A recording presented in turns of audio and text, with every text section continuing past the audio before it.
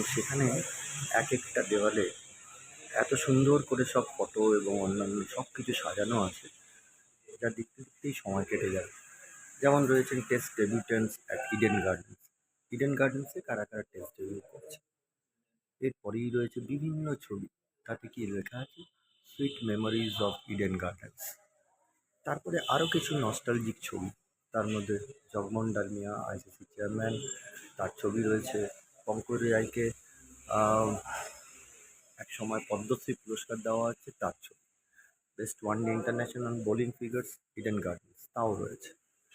এরপরে রয়েছে BCCI office বেয়ারার্স হয়ে কে কে ছিলেন, তাতে যদি আমরা তাকিয়ে দেখি, তাতে আইসিসি এবং অফিস বেয়ারার হিসেবে পঙ্কজ গুপ্ত, জেসি মুখার্জি, এন ঘোষ, ভরত বিশ্বনাথ দত্ত, জগমোহন ডালমিয়ার টেনিয়ার কিন্তু বদল, সেটা দেখলেই বোঝা যাবে যে কতবার কীভাবে ছিলেন গৌতম দাশগুপ্ত, ছিলেন চিত্তক মিত্র এবং শেষ সৌরভ গাঙ্গুলি।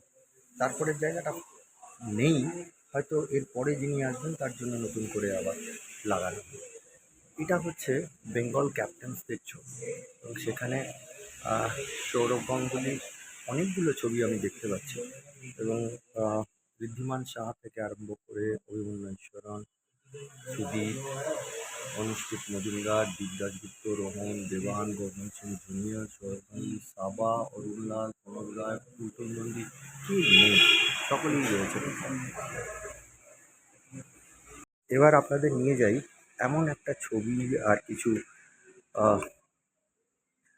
স্মৃতির সামনে, যা দেখে আপনারাও হয়তো অবাক হবেন যে এইসব ছবি এবং জার্সি এখানে রয়েছে। এই মুহূর্তে যেমন রয়েছে, আমরা দাঁড়িয়ে আছি দোতলার সামনে, এবং সেখানে একটা লিস্ট আছে, যে লিস্টে দেওয়া আছে Indian test players from Bengal. তার পাশেই সৌরভ গাঙ্গুলির সেই লর্ডসের আদুল গায়ের ছবি, সঙ্গে ইন্ডিয়া জার্সি পরা সৌরভ গাঙ্গুলি, সেই কেঞ্জি।